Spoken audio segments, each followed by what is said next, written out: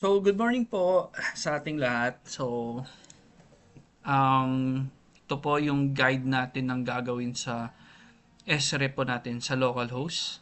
So,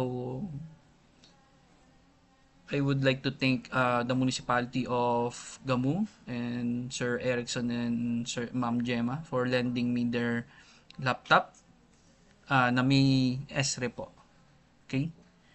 So, first po, gagawin po muna natin is yung reports po, i-back up po muna natin uh, yung monthly assessment report. Okay?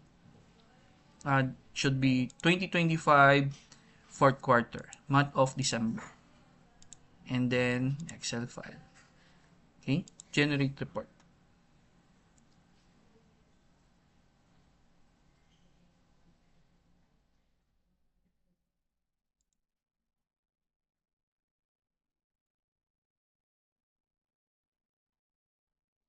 Ito po natin.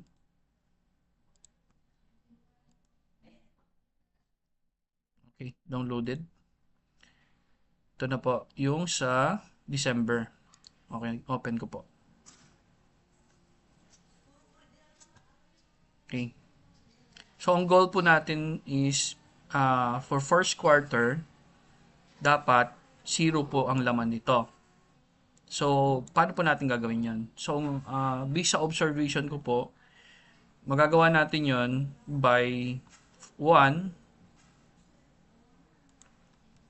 um, i-open po muna natin, report period. Naka-open na po yung fourth quarter 2025. Okay? Pag na-open na po natin yan, punta po tayo ng actual transactions. Tapos, punta po tayo ng monthly. And then, 2025 fourth quarter. Okay? So, tignan po natin muna yung December. So, meron pong December dito. Ang gagawin ko is, i-delete ko po to. Okay? Pag na-delete nyo na po,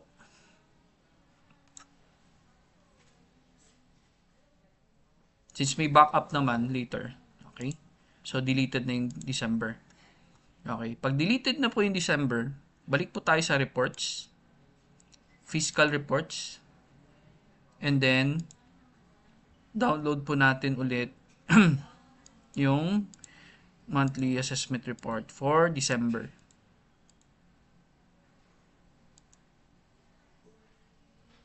Okay? So, downloaded na po yung monthly assessment report na dinilit po natin yung assessment made ng December. Okay? Nung purpose po nito. Okay? Wala na pong laman yung December sa assessment made. And cancellation, 0 naman po eh. Sa po, itong assessment made sa cancellation made should be 0. Okay? Pag 0 na po siya, best pong gawin natin, ayan, dito na lang pala. Okay.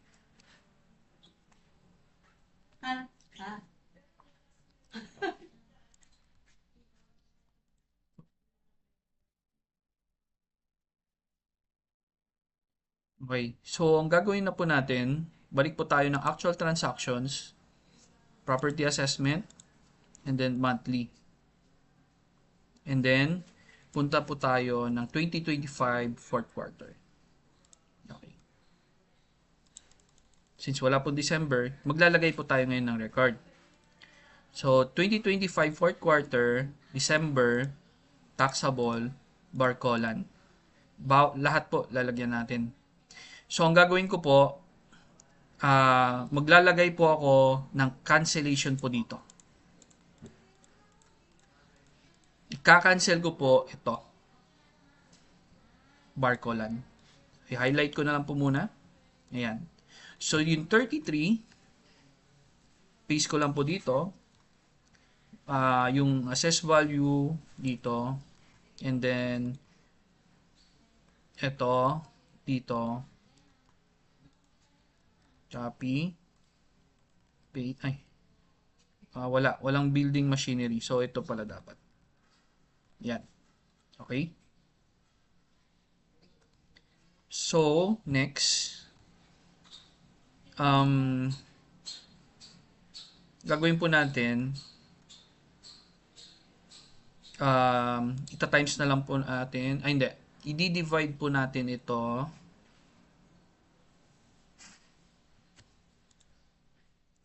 Ayan. Okay. Ito po ang problema natin sa sa monthly assessment report. Okay? Halo po ang laman nito. It cannot be determined kung residential, agri, commercial, industrial, mineral, timberland, or special. Halo-halo na po yan. Nagsama-sama na sila. Okay?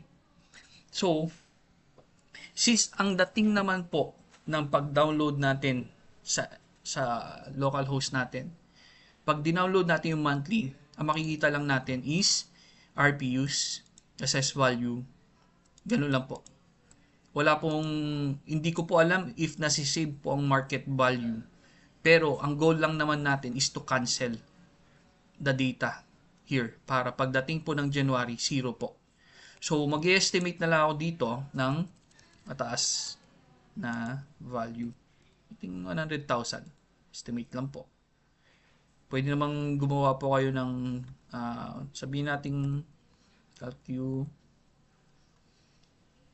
225. Ito po. 0.60 divided by 0.06. So, yan po. Pwede natin i-paste dito. Okay. Estimate lang na parang residential hindi, building pala to. Building. 1% yan. 25. 95, 060 divided by estimate lang po. Sumatsamba lang ako. Okay? Ito land pala. Dito pala dapat. So, 38,250 divided by 0.06. Yan pala dapat. Tsamba lang yan. Dating po kasi is hindi na re-record yung market value pag dina-download na. You cannot determine po. Okay? Kasi ang problema ko po ngayon, wala po daw talaga. Buong Luzon po, nakausap ko na ang possible na makausap sa Luzon regarding dito. At marami po nagsabi sa kanila na, to be honest daw, nangangapa rin sila. At hindi rin alam daw ng BLGF, nangangapa rin daw sila kung paano yung process. Kasi wala naman pong manual regarding daw sa pagpasok ng GR dito. Wala po daw. Sabi nila. Okay? So, ito po, isi-save ko. Save and add. Okay. Pag na-save and add, lipat po tayo ng exempt. Exempt. Kasi po, ang kakansilin na natin, ito naman. Ay, ito. Okay. So, lagay tayo ng 1 RPU. Cancel ko yan sa land. 3960. 3960. Ngayon, ito naman po, this is negative. Okay? Ito dapat mali nga to eh. They never dapat tayo mag-negative. Gagawin ko po dito para mawala to. Maglalagay ako dito sa assessment made ng building. Isang building, tapos 166, 870. Oops. 870. To cancel out itong negative na to. Kasi nag-add tayo dito. Next, cancel ko po to sa machinery. So, lalagay natin dito sa machinery 1. And then, itong assess value dito to cancel that out. Okay? Next, since building, estimate lang po, estimate times 0.25, hindi, sorry. 166 divided by 0.25, yan ang nilagay natin. Tsamba lang po yan. And then, dito po sa land, sabihin natin this is residential divided by 0.06. 66,000. And then, yung machinery divided by 0.80. So, ito po lalagay ko dito. To cancel po yun. Okay? Paste ko. And then, save. Okay. So, testingin po natin kung na-cancel na siya. Okay? So, balik po tayo sa reports. Okay? Tapos, monthly assessment report. Tignan po natin na yung update ng 2025 fourth quarter, December, and Excel file, generate report. And then, pwede na rin natin tignan yung 2026 first quarter, January. Okay? Tignan po natin. This is December. Okay? So, ito yung mga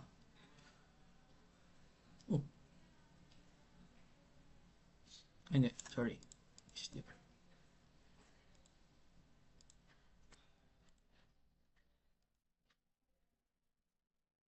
Okay. So, tignan natin tong December. Ayan. Okay. So, ayan. Kung titignan nyo po, pagdating natin sa dulo, kinancel out niya na itong mga values ng previous. Okay. So, tignan natin January. Sa January, dapat pagdating dito, 0 na to. Parang starting natin is 0. Okay. So, 0 na siya. So, ganun po ang gagawin natin bawat barangay for December 2025 fourth quarter. Para po pagdating ng January, 0 po tong laman dito. Okay? Kasi ang gagawin po natin, pag na 0 out na po natin to lahat, ito yung previous, pag 0 na lahat yung itong sa January na to, I would suggest na lahat ng ipasok nyo ng GR for January, taxable and exempt. Kasi, tinignan ko po yung mga municipalities, mali po kasi ang interpretation ng monthly. Supposed to be po pala dapat, bisa sinabi po sa akin ng other focal personnel, ang taxable po na nandito, okay? Taxable. Ay, balik po tayo ng December. Ito yung December. Sabihin natin ito. Ito na lang. Supposed to be, this is equivalent, yung taxable po, itong taxable na to, yan, ito po, sakihan ko, yan, this is the RPUs, i-hide ko na lang po ito muna, yan,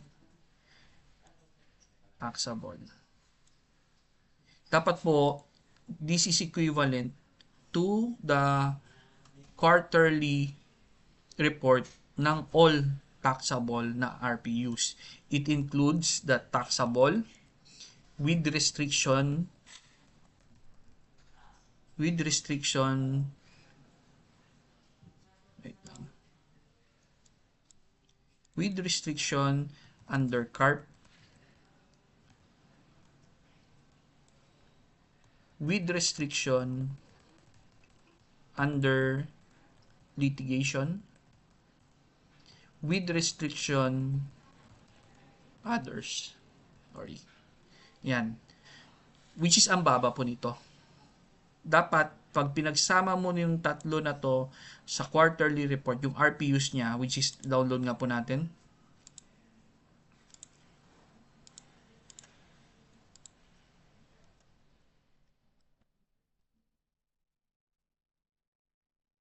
Okay.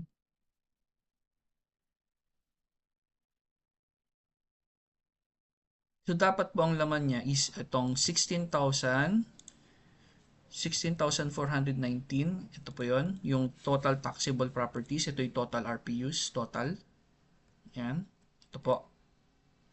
Plus, yung under CARP, RPU 0 to. Tapos, under litigation is 33 plus 33. Tapos, others 23 plus 23. Okay? So, parang taxable is 16,419 plus 2333 ay 3323 ganyan.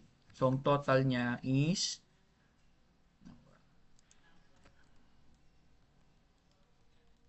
yan. So, dapat po, ang nakalagay dito sa taxable natin is 16,498. Okay? Ganun po. Kasi kahit na with restrictions po daw ito, taxable pa rin po daw itong mga to. Okay? Tapos, ganun rin po ang concept sa assessed value. Supposed to be, yung total assessed value dito sa monthly, basta end of ko na, end of. So, sa monthly, same po dapat. Pero, dapat nandito to eh. Dito pala dapat yung tinitignan natin. Wait lang. End of month, December. So, wait lang po sorry. Apologies.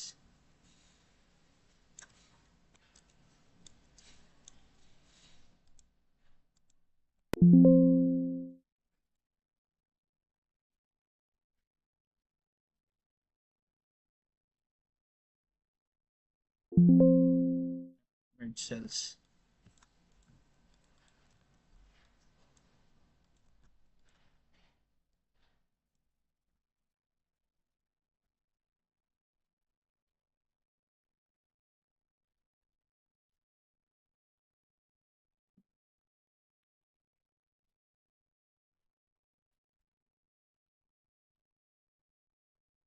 Okay. Ano yun to? So, parang assess value niyan, dapat pinag-add rin po yung tatlo na yun. Dapat yun ang total niya dito. Okay? Hindi po dapat dito. Kasi, meron pa yung transactions eh. Oo. Okay, sa exempt, same po concept sa exempt. At least nag-iisa lang po yung exempt. Kukunin lang po natin tong exempt na to. Dapat, ito yung RPUs niya. Ito yung layo. At ito yung assess value. Okay? So, ang layo po. Sobrang layo. So, ang nag-check lang po kasi, based sa understanding ko, is yung um, assessment made during present month at cancellation made during the present month. Yan lang po yung na-check as of now. Pero ngayon po, kailangan na po nating mag-data cleansing para po magtali po yung end ng month na to doon sa quarterly report natin. Dapat po same sila. Okay? So, ganun po gagawin. Tignan po natin if magkaroon ng training or something.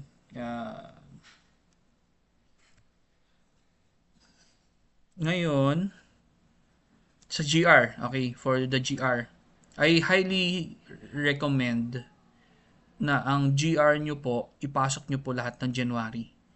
If there are transactions po, pasok nyo na lang po ng February and March na monthly. Pero, if pwede, pinakamadali po, swan na lang siguro na January lahat. Tapos, to adjust na tayo accordingly sa next quarter. Para po hindi kayo mahirapan kasi gahol na po tayo sa oras. Sa totoo lang. Medyo madugo po kasi to.